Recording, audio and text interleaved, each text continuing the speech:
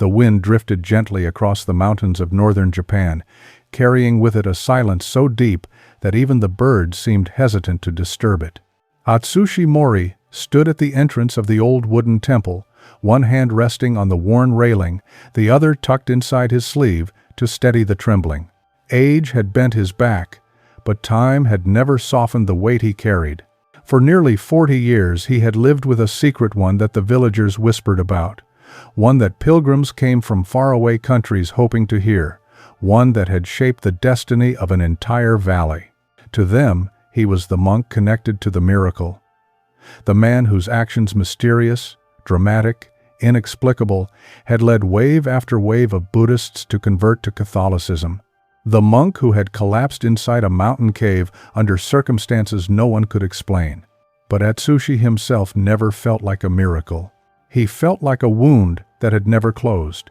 Every spring, when the cherry blossoms began to fall like silent snow, Catholics from across Japan, the Philippines, Korea, and even the United States climbed the narrow mountain path to visit the little chapel in the valley. They prayed before the statue. They left flowers and rosaries. Some whispered stories of favors received, of healings, of dreams they could not explain. And almost always, they asked about him. He rarely answered. Silence had become his shield. This morning, however, as the soft scent of spring drifted through the temple courtyard, footsteps approached. A group of foreign visitors stopped by, their eyes bright with hope. A woman stepped forward, her accent unmistakably American. "Excuse me," she said gently. "Are you Master Mori?" Atsushi bowed his head slightly, already feeling his chest tighten. "We heard. You were part of the miracle," she continued. "My daughter was healed after praying at the chapel. They say it began with you." The words cut deeper than she could have known. A miracle?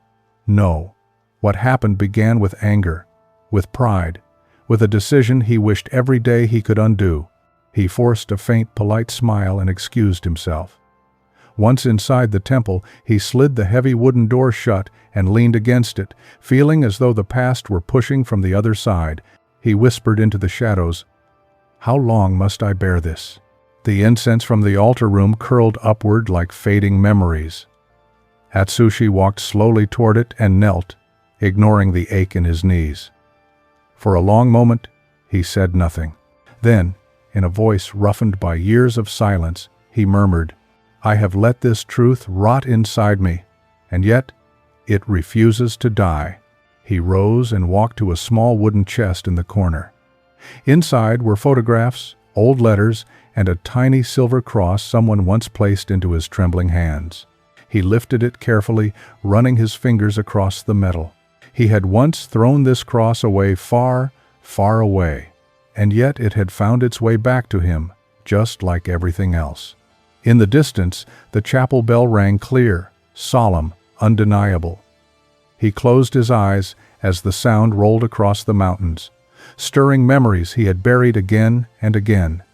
Memories of a cold night, a stolen statue, a cave swallowing the darkness, a voice he could never forget. Outside, another visitor arrived, this time a young seminarian. He bowed deeply.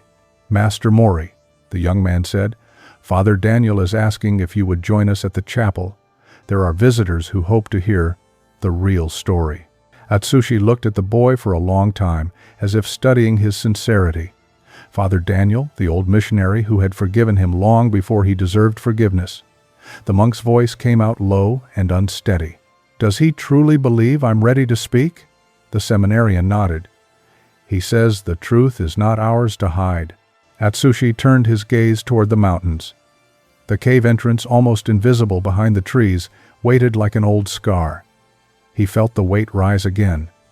The guilt, the fear, but also something else, something he had not felt in a long time. Resolve. "Sit with me," he said quietly. "There are things I have kept to myself for too long." The young man obeyed.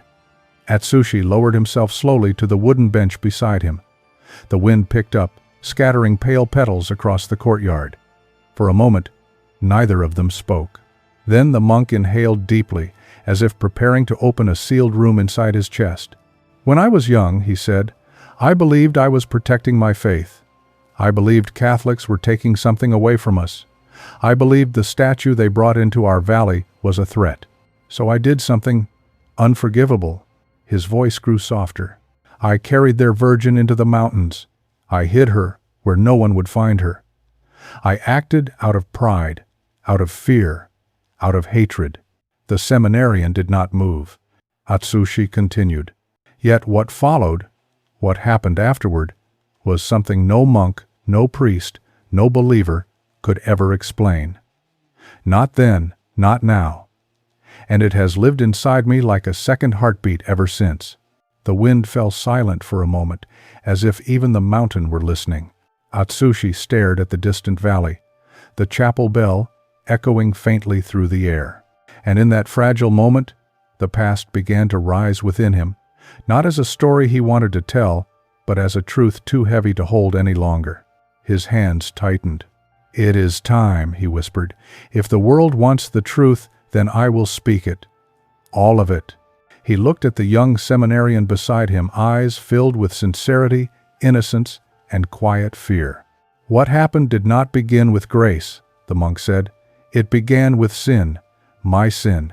And yet," he paused, swallowing hard, "something holy entered that darkness anyway." He drew a long breath, steadying himself. "Let me tell you how it started, all those years ago." Atsushi Mori had been a child in the monastery when the winds of change first brushed through his valley. The wooden walls of the temple smelled of incense and wet earth, a scent that had rooted him to the rhythm of the seasons, to the chants of morning prayers, to the slow, deliberate life of a monk. Yet even as a boy, he sensed something shifting beyond the courtyard gates. The streets of the nearby town were filling with strange sights.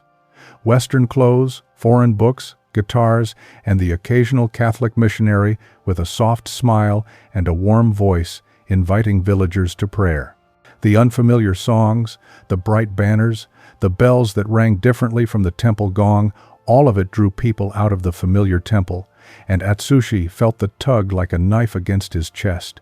He watched the elders struggle with it, trying to explain that the world changes and that Buddhism is enduring, eternal, like a river flowing beneath mountains. But to Atsushi, it felt like the river itself was drying up.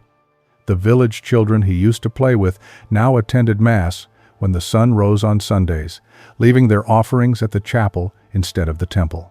Some mothers whispered of miracles, of dreams where a woman clothed in white beckoned their family to faith. Atsushi could not understand it. He could not forgive it. At night, in the quiet of his small room, he would sit cross-legged on the wooden floor and imagine the world without the monastery, without the chants, without the smell of incense lingering over rice paper walls. His chest ached with an unease he could not name. Each day, as he watched villagers walk past him carrying rosaries instead of prayer beads, he felt the roots of resentment take hold, slow and deep, like vines winding around a stone.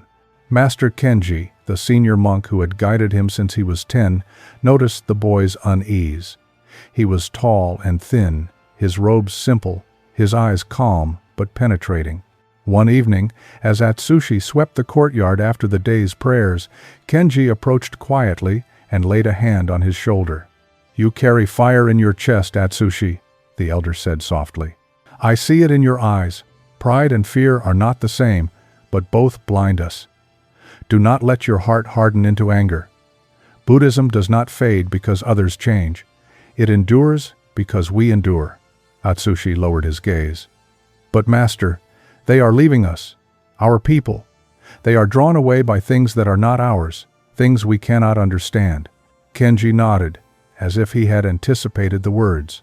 "Yes, they are curious, and curiosity is natural.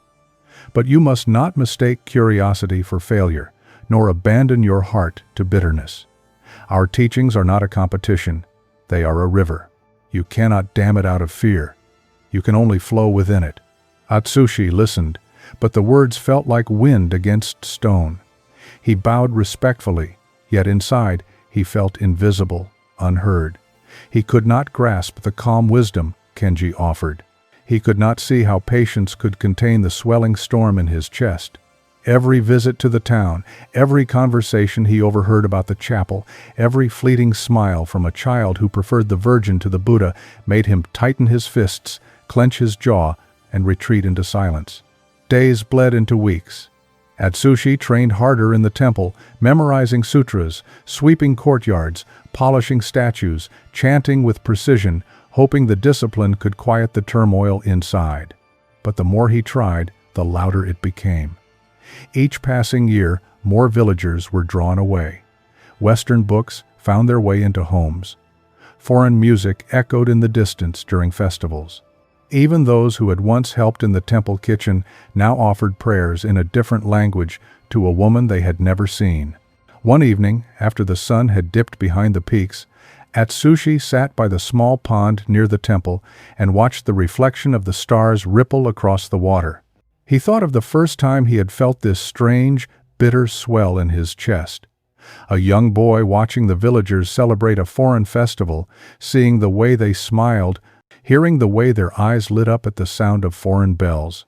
He remembered the tight knot in his stomach, the way his hands had curled into fists almost without thought. That night, something in him had changed. He realized he no longer feared only the world outside the temple, he feared what he might lose within himself. He remembered another conversation with Kenji. "Do not let pride cloud your heart," the elder had said, eyes gentle but firm. "Even the greatest storm passes, and when it does, only the heart that remained humble can see clearly." Atsushi had bowed then, but he could not let go. The words were like mist, beautiful, fleeting, but incapable of filling the void he felt. As the months passed, the resentment matured quietly into obsession. Atsushi began to notice the small things, the way villagers crossed themselves when passing the temple, the whispered admiration for the foreign priests, the shiny books and icons appearing in homes where once only simple scrolls of sutras hung. Each sight sharpened the ache in his chest. Buddhism, he believed, was fading. The traditions he had loved since childhood were slipping like sand through fingers, and the force drawing them away, the Christian faith, with its images, its stories, its miracles, became, in his mind, a threat. Not just to the village, but to the very foundation of what he had devoted his life to. He began to dream at night of shadows moving between the trees, of a woman clothed in white, standing silently in the town square, of villagers following her without looking back. He woke with his heart pounding, sweating, with the bitter taste of fear and anger lingering on his tongue. He wanted to confront it, to stop it, to push it back into the unknown. But he was still a boy, still small, still powerless against the tide of curiosity, faith, and change. One night, he walked the temple corridors and overheard two older monks speaking softly in the dining hall. "They are not leaving, Kenji," one said. "They are searching," Kenji replied. "Yes, but searching is not abandoning. They are children of the river. Let them move. Let them return when they are ready." Atsushi clenched his fists in the shadows, feeling both anger and isolation. He wanted the words spoken directly to him, wanted someone to see the fire consuming him, but it never came. He felt unseen, misunderstood, alone in his fury and fear. And that night, by the light of a single candle, Atsushi made the first silent vow of his life. He would protect the monastery, protect the faith, protect the people he loved, even if it meant walking a path others could not follow. He would not let Buddhism fade, not to curiosity, not to foreign bells, not to a woman in white. And in that vow, unknown to himself, a seed of rebellion and defiance took root. It was small, almost imperceptible, yet it would grow to define him, to guide his choices, and to shape a destiny he had no way of imagining. The boy who once walked beside the pond, who once listened and bowed to the elder's wisdom, was gone. In his place was a monk who felt anger as vividly as he felt devotion, a monk who would not remain silent, a monk whose pride and fear would one day collide with faith in a way the valley would never forget. The town had never looked so alive. The morning sun spilled across the streets of Mizukawa, glinting off tiled roofs and reflecting in the river that cut through the village like a silver ribbon. Today, there was an excitement in the air that Atsushi Mori could not ignore. Word had spread that a statue of the Virgin Mary, donated from Italy, would arrive for the small Catholic community in town. It was called Our Lady of Grace, and already its name whispered through the town like a promise. Children ran ahead, carrying little flowers. Women swept the streets in hurried anticipation. Even the market stalls seemed brighter, the colors more vivid, the air lighter with expectancy. Atsushi watched from the temple steps, his robes dark against the sunlight. He had risen early, as he did every day, but this morning there was a tension in his chest he could not shake. He had seen change in his town before, but this felt different. He could feel it before he even heard the first notes of singing. The procession moved slowly, candles held aloft, bells ringing gently from the small chapel. People sang in languages that were not native, melodies flowing over him like water over stones. He saw villagers he had known since childhood bow respectfully to the statue as it was carried past the temple gates. Their faces were bright with awe and devotion. Even some Buddhists, children of his own community, were joining in the procession, their hands folded in unfamiliar gestures. Atsushi felt a flush of humiliation rise in his chest. The same people who once came to the temple for guidance were now drawn away by this foreign object, this image of a woman none of them had ever met, yet who now seemed to command more respect than any monk or sage in the valley. He stepped closer, feeling the weight of every gaze in the crowd, each glance a silent accusation he could not deny. The chant of the procession reached a crescendo as the statue was carried toward the small square in front of the chapel. Its delicate features, carved from Italian marble, gleamed in the sunlight. Gold trim lined her robe, and her hands were extended in a gesture of grace that seemed almost impossible to resist. The villagers' faces were illuminated by devotion, and for the first time, Atsushi felt the emptiness in his own teachings, the futility of his silent despair. As the procession paused near the temple, Atsushi saw a figure approaching him from the crowd. Father Daniel Reyes, the missionary who had come from the Philippines years ago, walked with measured steps, his hands folded in front of him. His dark eyes met Atsushi's with a calm intensity, and his smile was patient yet firm, a kind of understanding that both unsettled and intrigued the monk. "Master Mori," Father Daniel said politely, bowing slightly in greeting. "It is good to see you this morning. Will you join us in the blessing of the statue?" Atsushi shook his head subtly, feeling his throat tighten. I do not belong in your ceremony," he replied, his voice low. "I am not of your faith." Father Daniel nodded, as if he expected the answer. "Of course, I do not ask for belief where it does not exist, but you are part of this village. The people you have guided, taught, and protected, they see you as a teacher, even if your teachings differ from theirs." Atsushi's eyes fell to the ground. He wanted to say that his teachings had failed, that his voice had been drowned out by foreign words and foreign bells, but no words came. He could only watch as villagers knelt before the statue, whispering prayers he could not understand. Children placed flowers at her feet, some crossing themselves with care, others more hesitantly, learning a ritual that Atsushi had never taught. Father Daniel stepped closer, lowering his voice. "There is no shame in curiosity, Master Mori. The people's devotion does not take away from your path. You have guided them all their lives. The heart that seeks is never truly lost." Atsushi's chest tightened. The words, meant to console, felt like salt on a wound. He wanted to speak of pride, of anger, of the fear that had driven him to resentment years ago. But even as he opened his mouth, the chants and singing and bell tones filled the space between them, making his voice feel small, fragile, irrelevant. He turned his gaze to the statue again. Its marble face seemed almost alive in the sunlight, its expression serene, infinitely patient. For a moment, he imagined her eyes looking directly at him, seeing his bitterness, his humiliation, his fear of irrelevance. and something within him shivered.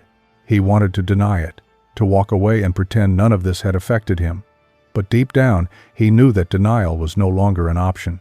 The villagers began to move forward, placing their flowers at the chapel steps, whispering intentions, lighting candles.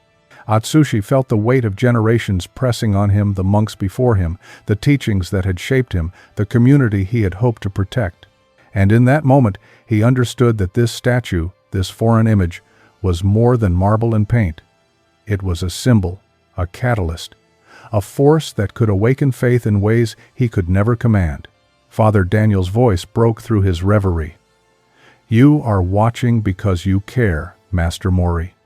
That is the same heart that will guide you when the time comes to act with wisdom."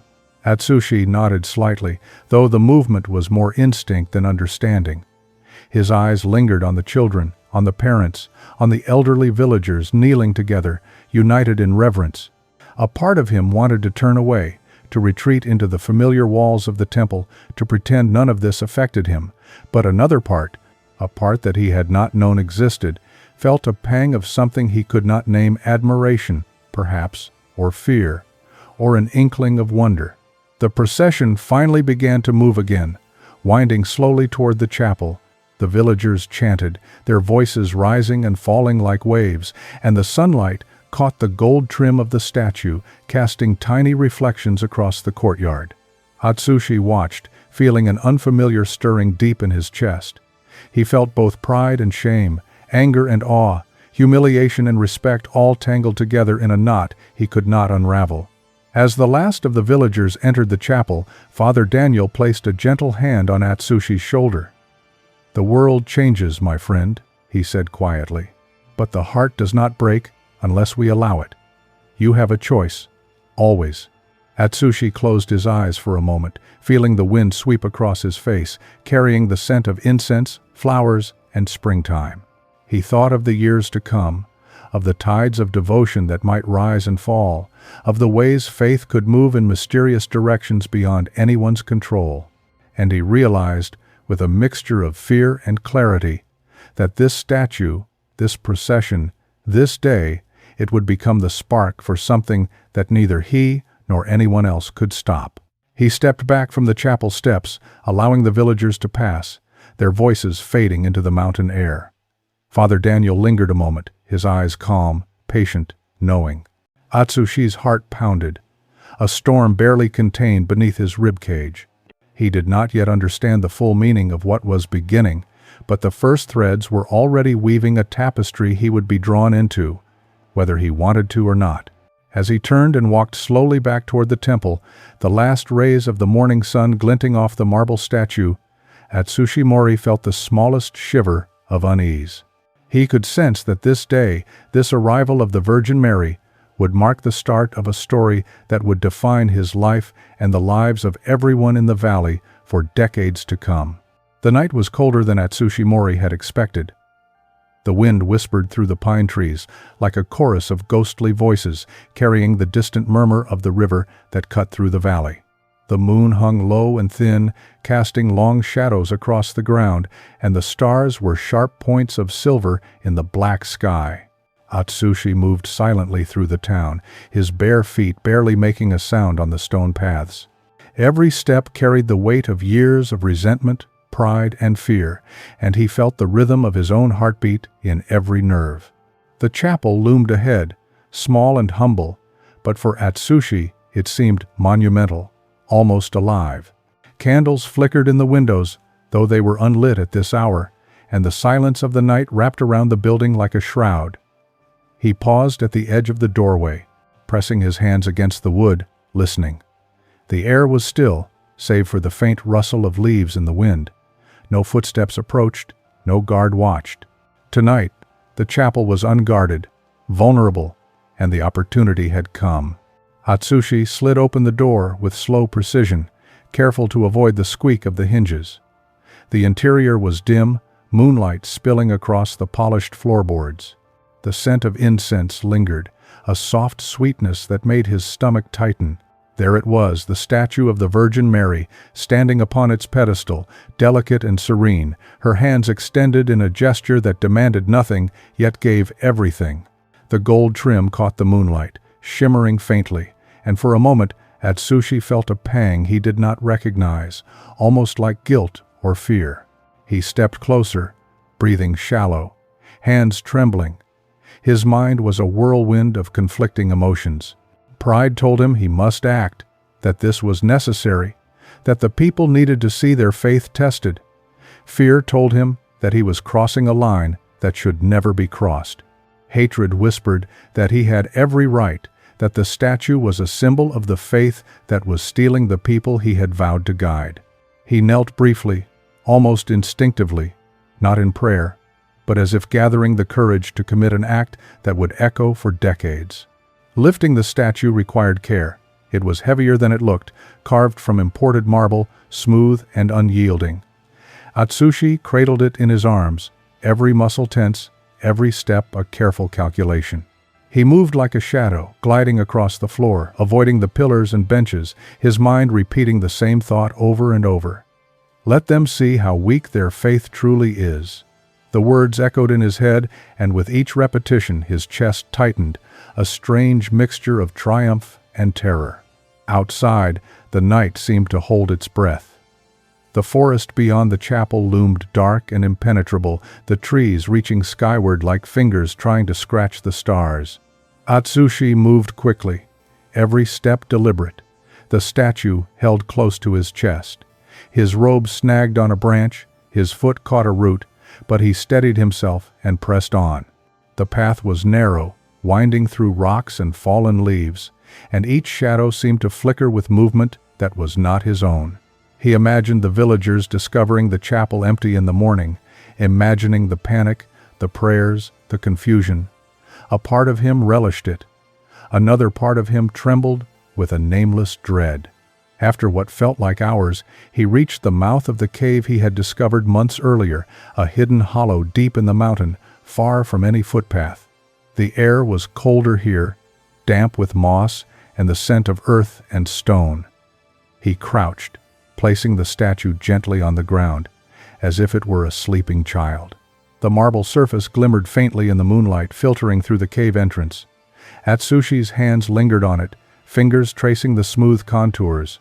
For a moment, he almost wanted to speak, almost wanted to apologize, almost wanted to turn back and undo the act he was committing. But he could not.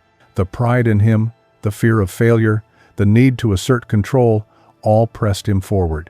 He positioned the statue deep inside the cave, far enough that no one would stumble upon it by accident, but not so far that he could not find it again. He covered it with a blanket of leaves and moss, careful not to damage the delicate figure. He stepped back, wiping sweat and dirt from his hands, and looked at his work. For a brief instant, the moonlight caught her face, serene and calm, as if she were watching him, judging him, understanding him in ways no human could. Atsushi felt a shiver run down his spine. The air in the cave seemed to pulse, a quiet energy that pressed against him, reminding him that this was not a place untouched by something beyond human understanding. He whispered to himself, "A vow, and a warning. Let them see how weak their faith truly is." He turned to leave, retracing his path through the forest.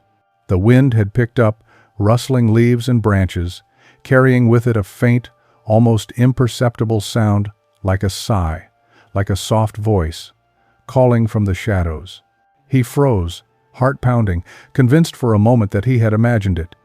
He shook his head and pressed on, faster now, eager to escape the mountain, eager to return to the safety of his temple. By the time he emerged into the quiet streets of Mizukawa, the first hints of dawn were beginning to touch the rooftops. The town was still asleep, unaware of the theft that had taken place in the heart of their faith. Atsushi felt a strange mixture of satisfaction and unease. He had done what he believed necessary. He had acted out of conviction. And yet, the weight in his chest had not lifted. If anything, it pressed harder, a reminder that actions have consequences, even when taken in darkness and secrecy. He returned to the temple silently, slipping back into the shadowed halls as the first birds began to stir. He could still hear the echo of the wind in the trees, the whisper of leaves brushing against stone, carrying with it the faint, haunting feeling that the statue was more than marble, that it was alive in some way he could not understand. He locked the doors, extinguished the lamps, and sat alone in the dim light, hands resting on his knees. The thought returned again, insistent and sharp. Let them see how weak their faith truly is. And yet, beneath the resolve, a flicker of doubt stirred. Pride had guided him, anger had driven him, but already he felt the first tremors of uncertainty. What if this act did not break their faith? What if, instead, it became something they revered even more? The idea made him shiver. He was alone with the night, the mountain, and a marble figure hidden in the dark, and for the first time he understood that what he had done might ripple far beyond his understanding or control. He closed his eyes, trying to quiet the thoughts that raced through his mind. Sleep would not come easily. The forest outside was silent now, but somewhere, deep in the mountain, the air seemed to hum faintly, as if responding to his act. He had believed himself to be clever, to be in control. But even in the quiet darkness of the temple, Atsushi Mori felt a stirring he could not name, a presence that hinted the night was far from over. He would leave the forest, the town, the chapel behind. But the statue, and what it represented, would not be so easily forgotten.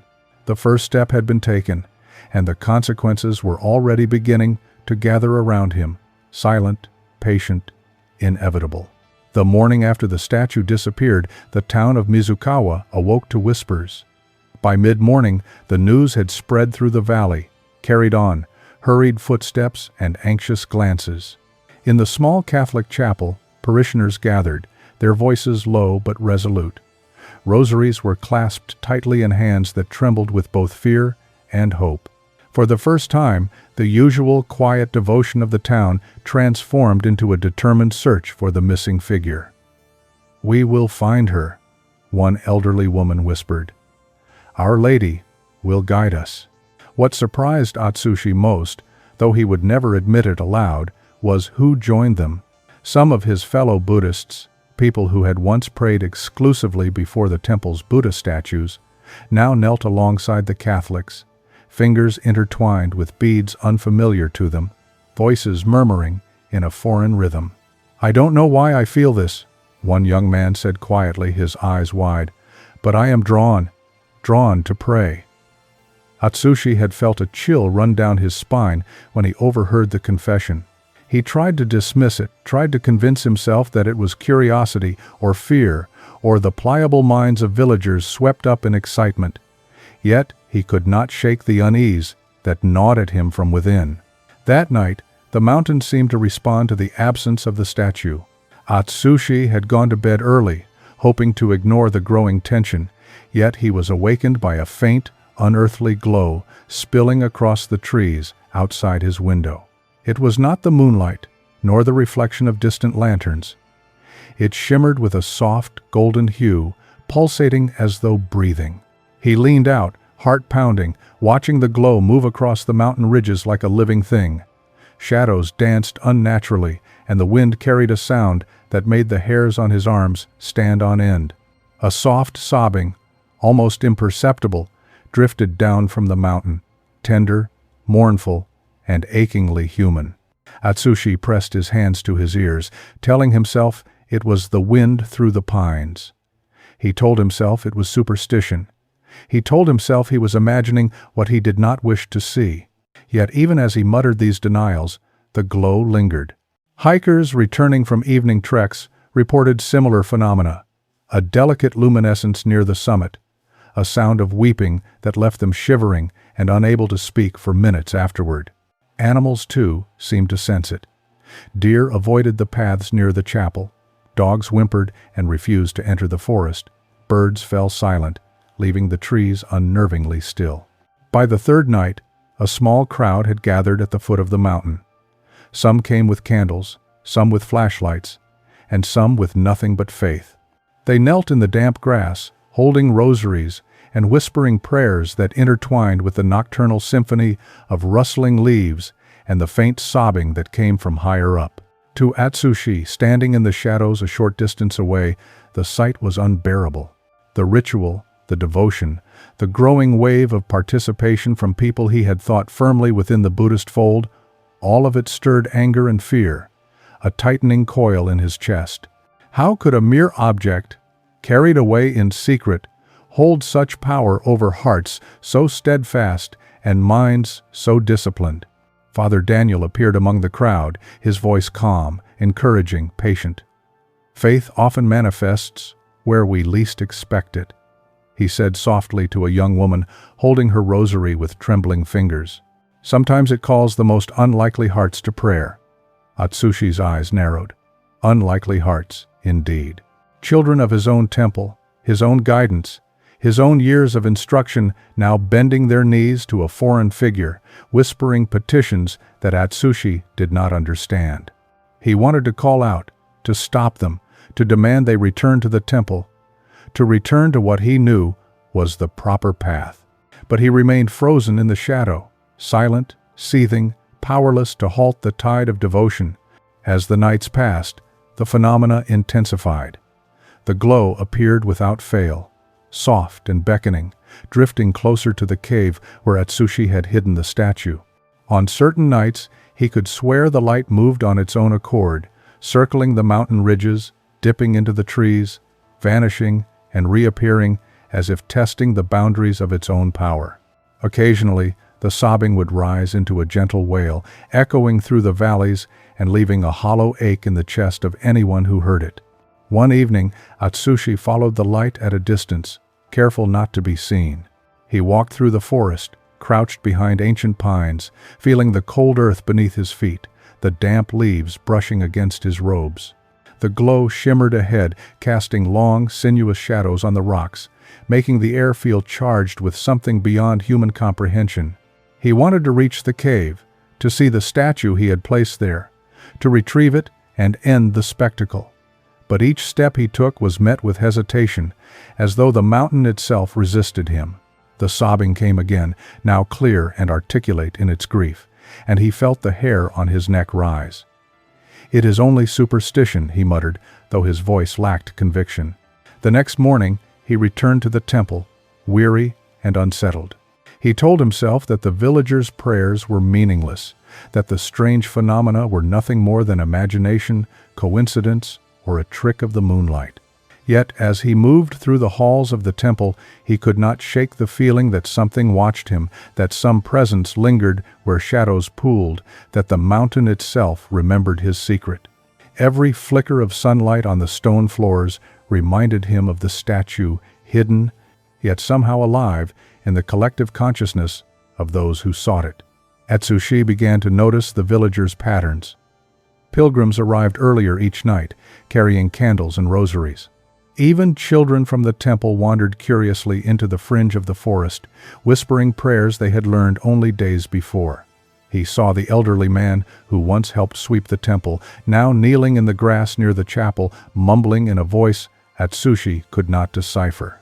And yet, even in the face of these signs, Atsushi told himself repeatedly, stubbornly, that it was superstition.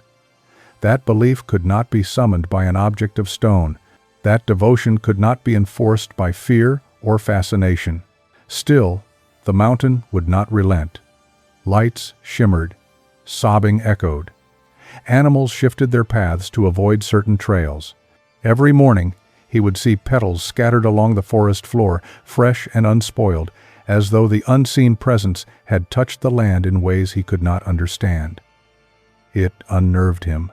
The meticulous planning he had taken to hide the statue seemed inadequate against forces he could neither measure nor control. Yet he refused to bend. He refused to pray, to intervene, to acknowledge the possibility that something beyond human hands and human understanding might be influencing the valley. He paced the temple halls at night, muttering to himself about superstition, about children's imagination, about fear, anything that could preserve the fortress of his pride. But deep down, Atsushi Mori knew, with a chilling certainty, that the nights were no longer entirely his, that the light, the sobbing, and the invisible gaze of the statue had begun a chain of events far larger than him. And as he lay on his thin mattress, staring at the wooden ceiling, he could not deny the creeping fear. The act he had committed, intended as punishment and control, might already be rewriting the hearts of those he once sought to guide. The dawn broke softly over Mizukawa, but for Atsushi Mori, the morning held no peace. The air was thick with whispers, the streets alive with a quiet urgency that he could not ignore. News had spread faster than he could contain it. A miracle had occurred near the mountain, in the forest where the statue remained hidden, and the ripple was growing with terrifying speed. A woman named Hana, a devoted Buddhist and mother to a sickly boy named Kaito, had appeared at the forest edge just as the first golden rays of sunlight filtered through the pines. The villagers said she had dreamt of a lady clothed in white, standing among the trees and beckoning her to bring her son. The boy had been gravely ill, fever burning through his small body, and no remedy, herbs, prayers, or chants had offered relief. In desperation, Hana had followed the vision, guided by the whispers of her dream and an intuition she could not explain. Atsushi had watched from a distance, hidden behind the trees, anger coiling in his chest. He had intended this forest to be a tomb of faith, a place where the statue would wither away unseen, a lesson in weakness for those who dared to revere it. And yet, here was Hana, cradling her son, kneeling on the mossy ground, murmuring prayers to a figure he had concealed, as though the stone itself held life. The boy's fevered cheeks glowed with the soft light filtering through the canopy, and then, impossibly, his breaths grew steady, his eyelids lifted, and a color returned to his skin that medicine had failed to restore. Atsushi felt a cold rush of disbelief, quickly followed by panic. He had not intended this. He had not foreseen anything like this. He had acted out of pride and anger, yet somehow the universe, or something greater, had bent his actions into something he could not command. Hana rose slowly, cradling Kaito, her eyes wide, tears streaking her face. "Thank you, lady," she whispered, her voice trembling. "I don't know why you chose us, but you have saved him." Word traveled like wildfire. By the afternoon, villagers from surrounding towns came to the forest, some kneeling, some standing silently, all drawn by an unexplainable pull. The rumors of miracles multiplied, each retelling more vivid than the last. A farmer spoke of his cow, blind for months, regaining sight after grazing near the path Hana had taken. An elderly man claimed the statue's presence had restored the health of his ailing wife, leaving her laughing and energetic for the first time in years. Children, once indifferent, now recited prayers they had only just learned, voices mingling with the rustling of leaves and the distant song of birds returning to the trees. More and more Buddhists arrived, their curiosity blending with awe. Some knelt awkwardly with rosaries in hand. Others crossed themselves instinctively, murmuring words they barely understood, yet felt compelled to speak. Atsushi could not comprehend it. The chain reaction he had hoped to ignite, confusion, doubt, disillusionment, had reversed entirely. Faith, once suppressed in the secrecy of the forest, now bloomed openly, bending hearts he had expected to harden. The irony struck him like a physical blow. Every step he had taken to weaken belief had instead strengthened it. He retreated further into the shadows, watching the crowd swell, observing faces alight with hope and reverence, hearts and minds seemingly transformed overnight. Panic clawed at his chest. He felt his control slipping, his intentions unraveling with every whispered prayer, every bowed head, every whispered, "Thank you, lady." He could see Hana smiling, Kaito running beside her, untouched by the illness that had once threatened to claim him, and the sight tore at the foundations of his carefully constructed reasoning. Father Daniel arrived, moving calmly through the crowd, eyes gentle, hands raised in blessing. "Faith often moves in ways we cannot predict," he said quietly to a few nearby villagers. "It is not our actions, but the grace of the Lord that works through us." Atsushi clenched his fists, feeling the words like knives. Grace. Lord. He had thought to teach a lesson, to demonstrate the weakness of human devotion. Instead, he was witnessing the absolute power of something far beyond himself. Atsushi's mind spun. He thought of the nights he had carried the statue, of the cave where it now rested, of the prayers whispered in the dark. This was supposed to break them. This was supposed to teach them weakness.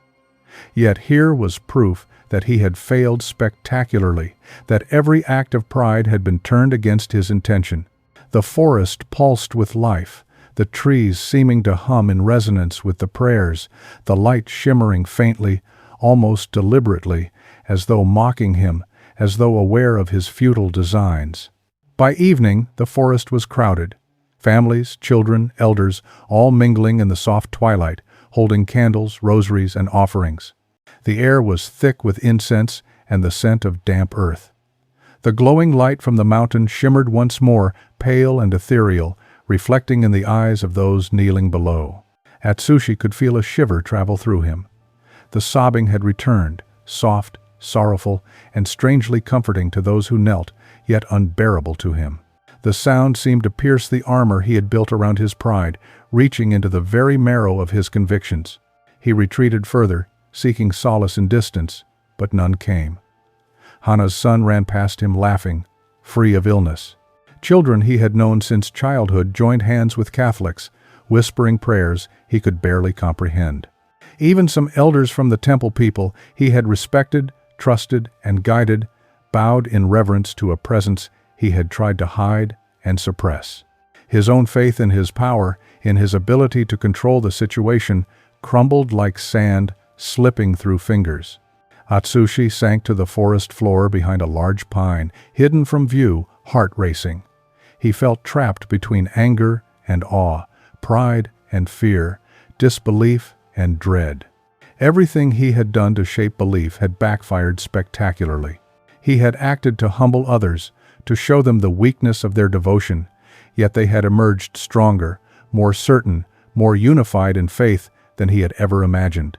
His entire intention, every careful step of pride and secrecy, had been inverted. The miracle had multiplied.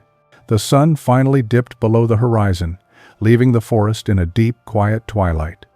Candles flickered in the hands of villagers, illuminating faces flushed with awe and devotion. Atsushi remained crouched, hidden, trembling, his mind racing.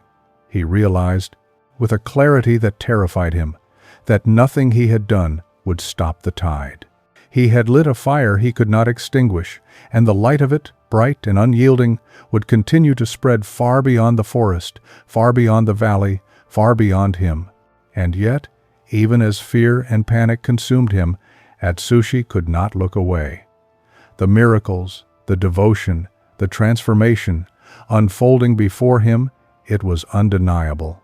The very world he had tried to bend to his will now moved in directions he could not predict. And deep in the shadows, he whispered to himself, voice tight with fear and frustration, This was never supposed to happen. The moon hung low and silver over Mizukawa, casting the mountain in a cold, ghostly light. Atsushi Mori, though few, still called him by that name in the hushed whispers of the village, had not slept. His heart thumped with a mixture of dread and resolve, every thought consumed by the impossible chain of events he had set in motion. The statue, hidden deep within the cave, had become a beacon of faith, a source of miracles he could not comprehend, and now, at last, he believed he had no choice. If the devotion it inspired could not be quenched by distance or secrecy, he would destroy it himself. He moved through the forest, the familiar paths now foreign beneath his feet. The night was unnaturally still, the usual rustle of leaves and the distant murmur of the river replaced by an oppressive silence. Each step felt heavier than the last, as if the mountain itself resisted his presence. Shadows stretched unnaturally, flickering with a strange, almost sentient quality. He tightened his grip on the bundle wrapped in cloth, a small hatchet he had brought to shatter the marble, to end the symbol that had grown beyond his control. As he approached the cave, the air thickened, damp and cold, carrying the scent of earth and something faintly sweet, like incense or lilies. The forest had fallen completely silent. Not a leaf stirred, not a bird called. Even the wind, which usually swept through the pines with a soft susurration, had stopped. Atsushi halted, heart-pounding. "It is only superstition," he told himself, though his voice lacked conviction. The stillness pressed against him, heavy and deliberate, as if the night itself had noticed his intent. The cave entrance loomed before him, dark and forbidding. He stepped inside, the walls damp and echoing, the narrow passage barely wide enough to move with the hatchet in hand. The deeper he went, the colder it became, and a faint glow pulsed ahead, warm and golden, emanating from the figure he had placed here months before. The marble statue of Our Lady of Grace stood exactly where he had left it, serene and luminous, untouched by dust or darkness. Its hands extended in a gesture that seemed both welcoming and reproachful. Atsushi swallowed, trying to summon courage. He lifted the hatchet, eyes locked on the statue's delicate face. "You will not mock me any longer," he muttered under his breath, voice tight with anger and fear. "I will end you, and everything you've done to twist the hearts of my people." And then, as he raised the blade, a voice rang out soft, clear, and unmistakably human, yet echoing with an authority that seemed to fill the cave itself. "Why do you harm what you do not understand?" Atsushi froze mid-motion, the muscles in his arms locking, his grip tightening until his knuckles turned white. The words were gentle, yet they carried the weight of mountains, the depth of rivers, the quiet power of eternity. His mind raced, attempting to rationalize, to deny, to dismiss. "It is the wind. It is a dream. It is my imagination."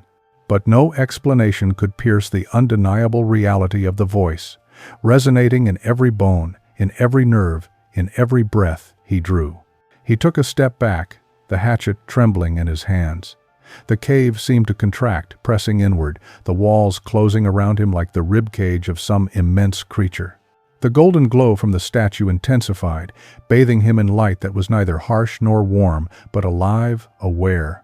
The figure's eyes, impossibly serene, seemed to hold a knowledge that transcended words, a silent comprehension of every fear, every intention, every act of pride and anger that had led him here. The voice spoke again, softer this time, almost a whisper carried directly into his mind. "Do you not see? Faith is not conquered by fear. Love is not destroyed by anger. The hearts that seek me are never empty, and those who harm in pride only harm themselves." Atsushi's knees buckled, and he fell to the stone floor of the cave, chest heaving, breath ragged. His mind spun with disbelief, with terror, with the weight of understanding that he could not yet fully name. The hatchet slipped from his hands, clattering uselessly against the rocky ground. He pressed his face into his hands, trembling, unable to move, unable to speak, overwhelmed by the presence he could neither resist nor deny. He remembered every moment that had brought him here, the resentment that had festered since childhood, the perceived betrayal of the villagers, the theft, the attempt to assert control over faith itself. And now, confronted by the quiet majesty of the statue and the impossible clarity of its voice, every choice, every act, every plan felt hollow, meaningless, and small. The weight of his own pride pressed down on him with the force of the mountain above. Outside the cave, the wind began to stir once more, tentatively at first, rustling leaves and brushing against the rocky walls. But inside, the silence held, enveloping him, enfolding him in a reality that was neither threat nor comfort, but absolute truth. The sobbing that had haunted the mountain for nights, the gentle, mournful sound that had stirred awe and fear alike, rose faintly again, soft and sorrowful, echoing off the stone in a way that seemed almost like a lullaby. Atsushi's mind reeled. He wanted to flee, to run, to deny everything he had witnessed, but his body refused. Every instinct for self-preservation, every muscle, every nerve, every thought, was locked in place, paralyzed by awe, fear, and an inkling of understanding that reached deeper than words could express. He could not destroy the statue. He could not harm what had already transcended his control. The very act he had intended as punishment had become his reckoning. He sank further, forehead to the cold stone floor, whispering prayers of his own prayers he had never spoken before, prayers he had never dared to imagine. A single tear traced down his cheek, mingling with the dust and sweat of the cave. The voice spoke once more, faint, gentle, final. "It is not for you to judge, but to witness. It is not for you to destroy, but to learn." The cave fell silent, save for the faint rustle of leaves beyond the entrance and the steady, impossible glow that bathed the statue in eternal calm. Atsushi Mori remained there, collapsed and trembling, confronting a truth he had spent years trying to avoid. That faith, in its purest form, could never be bent to human will, could never be broken by anger or pride, and that the consequences of his actions were far beyond the reach of his control. And for the first time in his life, he understood fear, awe, and humility all at once. Trapped in the glow of a presence he could neither grasp nor harm, yet would never forget. The morning sun cast pale light across Mizukawa, brushing the treetops and riverbanks with a soft glow that belied the tension lingering in the valley. Villagers moving along the narrow paths were the first to notice something unusual near the forest's edge. A figure slumped against the rocks, unmoving, pale in the cold morning light. It was Thien Mori, the monk who had carried the statue into the mountain, now collapsed at the cave entrance, silent and still. A small crowd gathered, voices hushed and urgent, calling his name, shaking his shoulders, unsure whether he breathed or merely resembled a lifeless statue himself. The forest, so alive with whispered prayers and glowing lights the night before, was calm now, eerily so, as if holding its breath.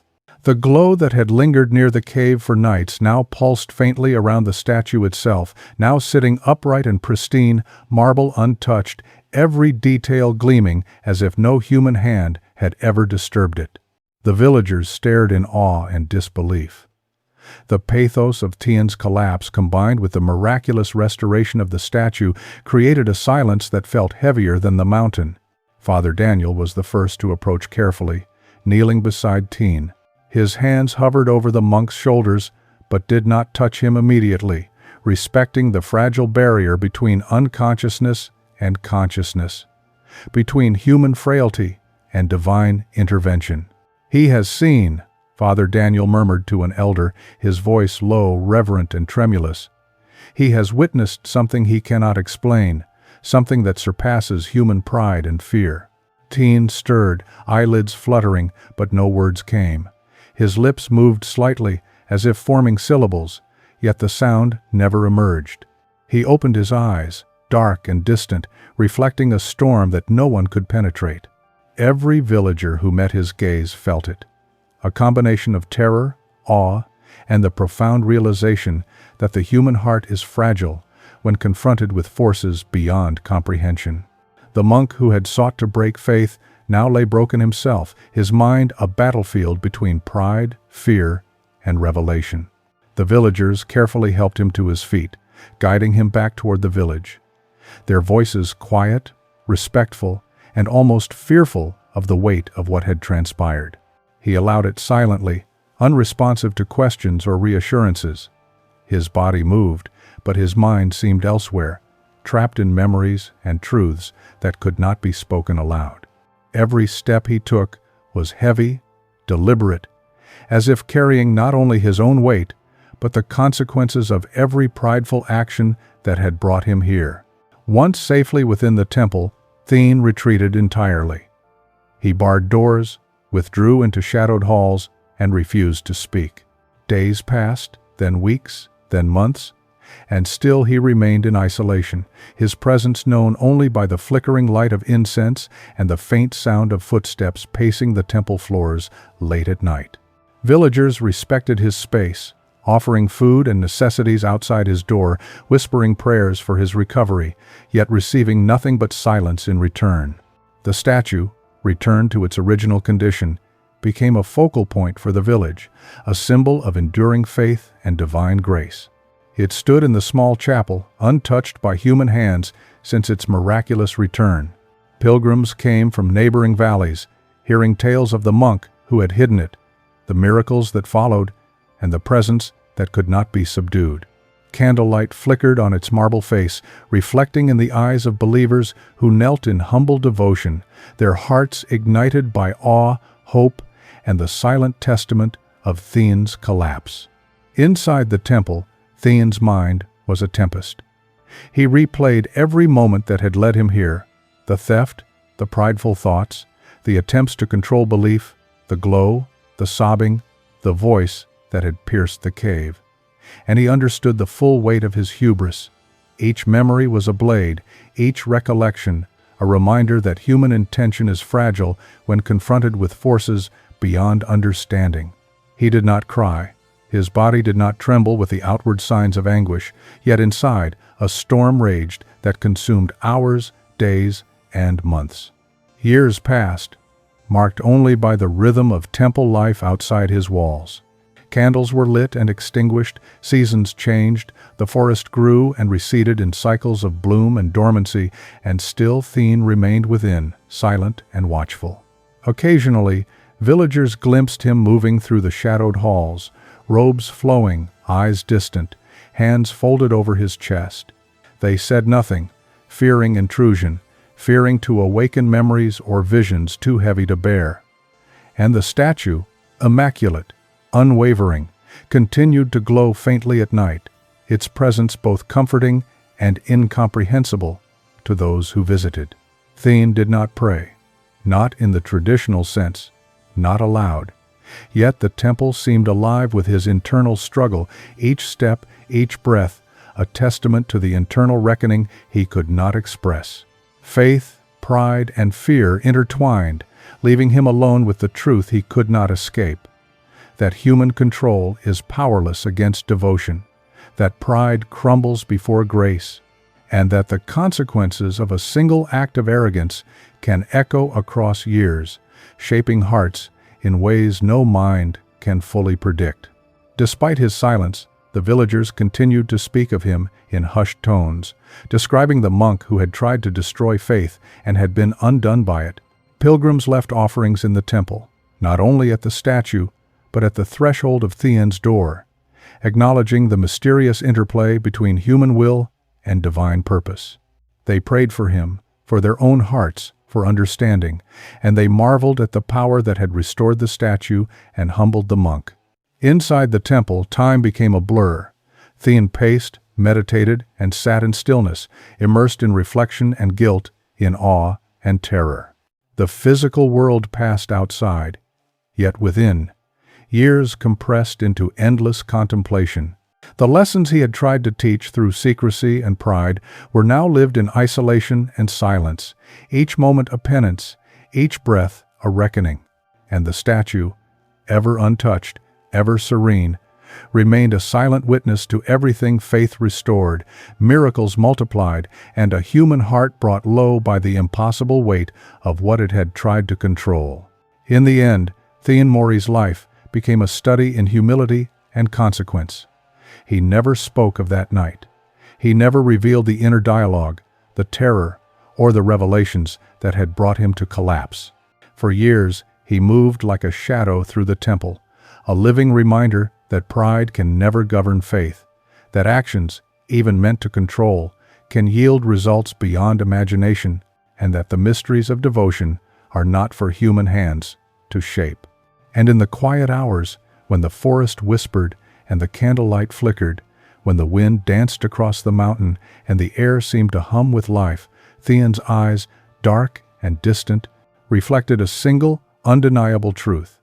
He had witnessed a power greater than pride, greater than fear, greater than all human intention, and he would carry that silent revelation for the rest of his days. The chapel of Mizukawa shone in the early morning light, whitewashed walls reflecting the golden rays that poured through the windows. The statue of Our Lady of Grace, finally restored to its rightful place, gleamed as if untouched by time or human hands. Candles flickered softly along the altar, their flames dancing in rhythm with the quiet murmur of prayer. The villagers, both old and young, Catholic and Buddhist alike, gathered in a reverent hush, drawn together by the invisible thread of faith that had woven through the town since the night the statue vanished. Word of the miracles spread far beyond Mizukawa. People from neighboring villages, towns, and even distant valleys arrived, bringing offerings, candles, and rosaries. The story of the monk who had hidden the statue, who had sought to weaken devotion and had instead been undone by it, traveled with whispers and awe.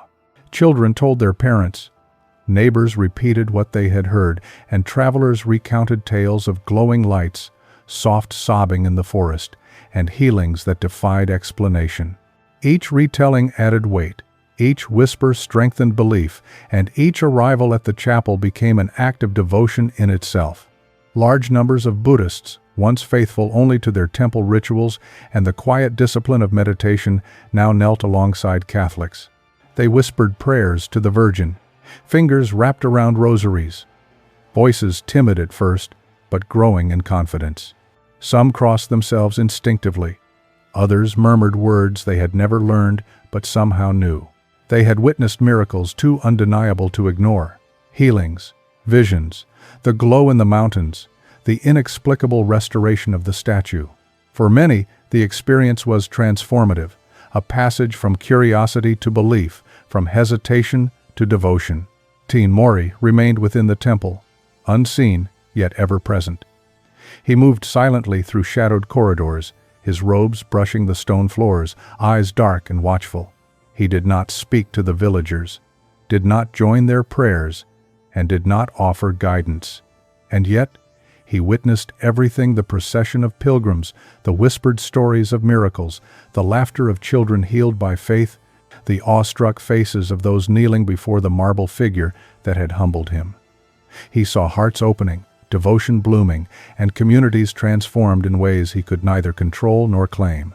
From the temple windows he watched Hana and her son Kaito, now healthy and vibrant, kneeling in prayer alongside others who had been touched by the events. Their voices, full of hope and gratitude, carried on the wind, mingling with the murmur of the river and the rustle of leaves in the surrounding forest. The scene made Theen's chest tighten, a mix of awe, guilt, and reverent fear. Every act he had taken to suppress belief had only strengthened it. Every attempt at control had yielded humility and faith beyond his imagining. Stories of the monk spread alongside the tales of miracles. People spoke in hushed tones about how he had collapsed at the cave, how the statue had been restored by unknown forces, and how faith, resilient and enduring, had triumphed over human pride. Some called it divine intervention. Others spoke of grace, of the unseen hand that guides the faithful. All agreed on one thing: the events could not be explained by reason alone. The monk who had tried to manipulate devotion became, in the retelling, a symbol of human limitation, of the humility required to witness the power of faith. Inside the temple, Theen felt the weight of being a silent witness. Every prayer uttered outside, every rosary counted, every candle lit, served as a reminder of what he had attempted and what had been beyond his control. The forest, the mountain, the cave, the statue, all converged in his consciousness as a testament to forces far greater than human pride or intention. He had sought to undermine belief, and instead had observed its expansion, its resilience, and its capacity to transform hearts. The days passed, then weeks, then months, each marked by the steady flow of pilgrims and converts. The chapel overflowed during morning prayers, voices intertwining in a chorus that seemed to echo across the valley. The air was heavy with incense and devotion, with the quiet energy of souls seeking grace and solace. And throughout it all, Theen remained in the temple, a shadowed figure who observed silently, who never corrected or guided, who never took part, yet felt every tremor of awe and every surge of faith, as if it resonated through his very bones. Villagers told stories of conversions near the mountain, of Buddhists kneeling in the forest before the glowing light, of healings and blessings that had left witnesses speechless. Each account reinforced the other, each tale adding to the aura surrounding the chapel. Faith had multiplied beyond imagination. Where once doubt and pride had prevailed, humility and devotion now reigned. The presence of the statue, serene and untouchable, became a symbol not only of miracles, but of the unassailable power of belief. Even those who had remained skeptical or indifferent could not deny the transformation unfolding around them. Families returned home changed, children recited prayers they had learned at the chapel, and elders nodded in quiet reverence, witnessing the unfolding of something beyond human understanding. Thien observed it all, never speaking, never guiding, simply watching, absorbing the testimony of faith that he had once sought to break. Every conversion, every whispered prayer, every act of devotion was a silent rebuke to his past intentions, yet also a testament to the mystery and grace he could not control. As seasons turned and the village settled into a rhythm of devotion and pilgrimage, Thien's presence became a constant yet invisible reminder of the human heart's capacity for pride, the consequences of actions taken in secrecy, and the enduring power of faith. He moved through the temple halls, tended the gardens, lit incense, and observed the world he had once sought to manipulate. And in his silence, he learned humility, patience, and reverence, absorbing lessons that no words could capture, witnessing the miraculous unfolding of belief that he had once tried to suppress. The chapel, the mountain, the forest, and the villagers became intertwined in a tapestry of devotion, miracle, and transformation. Faith had multiplied beyond prediction, beyond intent, beyond human understanding, and Thien Mori, silent and watchful, remained a living testament to the futility of pride and the enduring, unstoppable force of belief. The valley was quiet under the late afternoon sun, the air carrying the faint scent of incense and pine. Mizukawa had changed over the decades, yet some things remained constant. The chapel stood proudly on its hill, its white walls gleaming, and the statue of Our Lady of Grace continued to watch over the faithful. Pilgrims still arrived, their footsteps soft on the worn paths, their whispers of prayer mingling with the rustle of leaves. Life carried on, and miracles, once whispered in awe, had become part of the living memory of the village. Thien Mori, older now, his hair streaked with gray and his posture bent slightly from years of meditation and contemplation, walked along the familiar paths. Each step was deliberate, measured, carrying the weight of decades that had passed since that fateful night in the cave.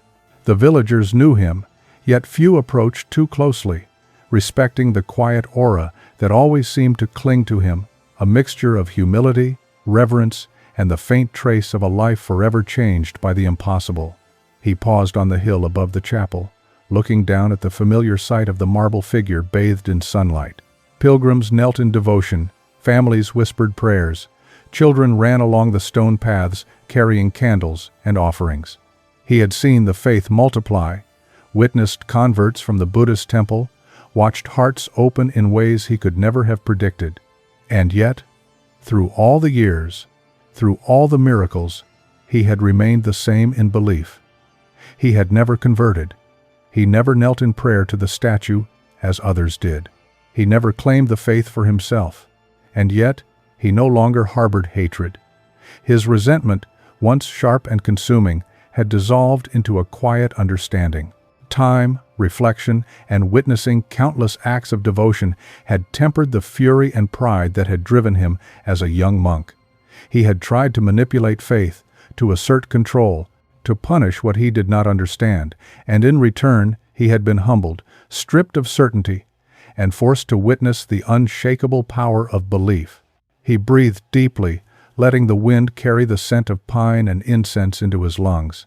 "Perhaps this was never about me," he whispered to no one, though the words seemed to settle in the air around him as if heard by something beyond. His mind returned to the cave, to the glowing light, the sobbing, the voice that had spoken with authority, yet kindness. The memory was vivid still.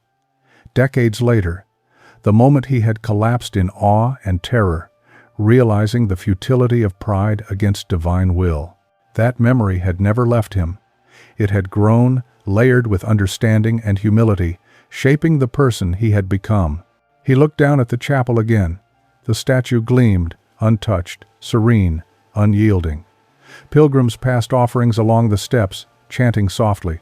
He recalled the boy healed in the forest, the Buddhist families kneeling in prayer, the miracles that had spread across the valley, and a strange sense of clarity washed over him.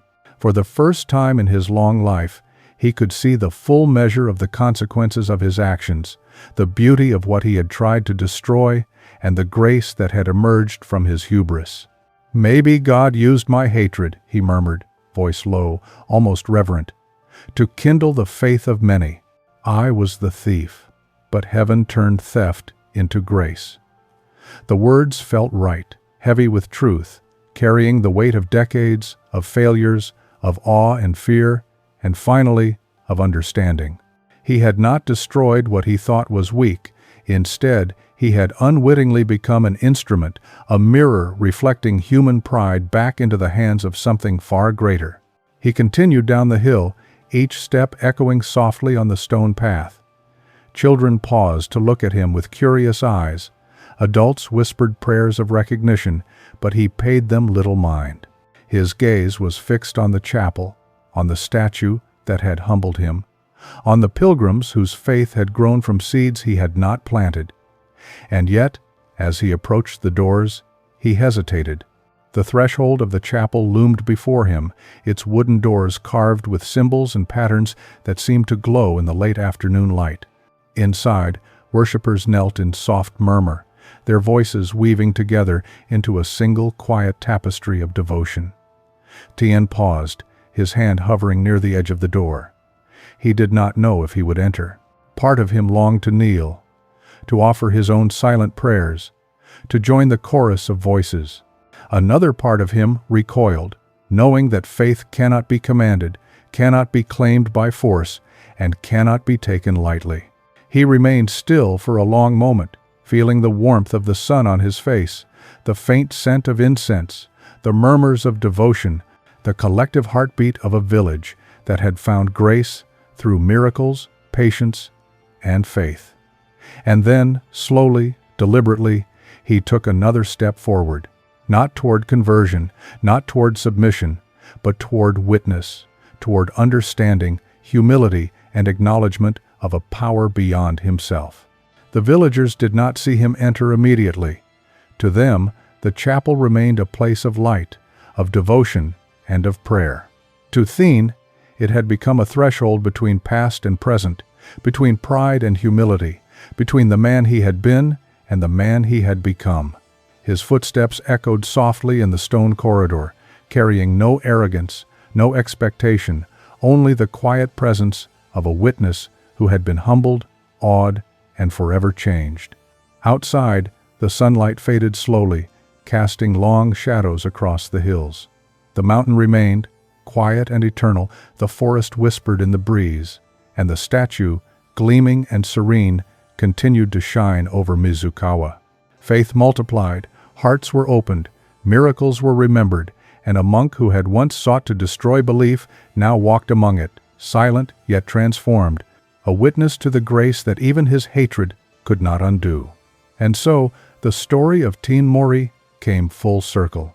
The thief had become the observer, the agent of pride had become a student of humility, the man who sought control had learned to bow to a power far beyond understanding.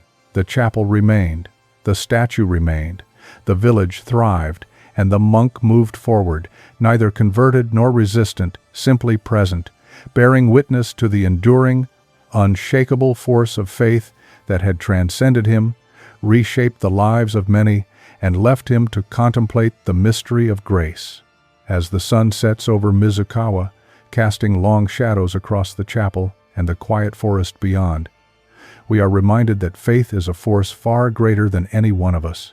Miracles happen in ways we cannot predict, and the power of belief can transform hearts, communities, and even lives.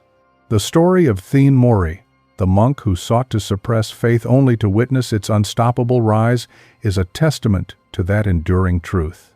If this tale moved you, if it stirred awe, wonder, or reflection within your own heart, then you are not alone. Across the world, countless stories of miracles, divine encounters, and extraordinary acts of faith await. Each one a window into the unseen, the miraculous, and the deeply spiritual. And here on Faith Wonders, we bring these stories to life, revealing the astonishing ways faith has touched humanity across time and place. By subscribing, you join a community that seeks to explore, understand, and marvel at the extraordinary. Each week, we share tales of miraculous events, inspiring lives, and moments that defy explanation. Stories that invite you to reflect, to hope, and to witness the extraordinary power of faith in action. Don't miss a single story. Hit the subscribe button and turn on notifications so you can journey with us through the incredible, the mysterious, and the awe-inspiring. Leave a comment below sharing your thoughts, reflections, or your own experiences of faith and wonder. Faith is alive, it is powerful, and it can surprise us in ways we never imagined. Here, on Faith Wonders, every story is a reminder that miracles are never far away, and that even the smallest act of belief can echo across lives in ways that last forever. Subscribe now, and let these wonders inspire your heart and transform your perspective.